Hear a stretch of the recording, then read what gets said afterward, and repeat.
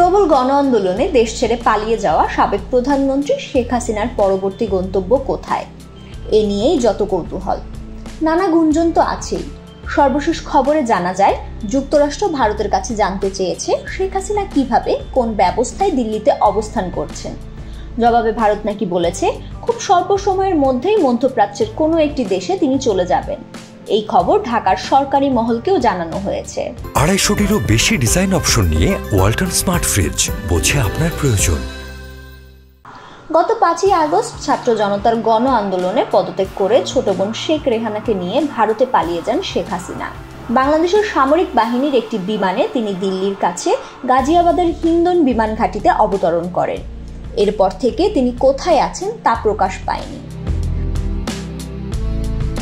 শেখ হাসিনার সঙ্গে থাকা কূটনৈতিক পাসপোর্টও বাতিল করে দিয়েছে সরকার।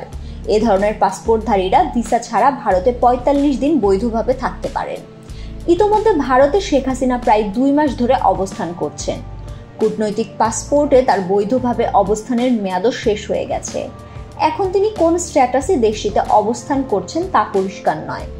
ভারতের পক্ষ থেকেও বিষয়টি খোলাসা করা হয়নি।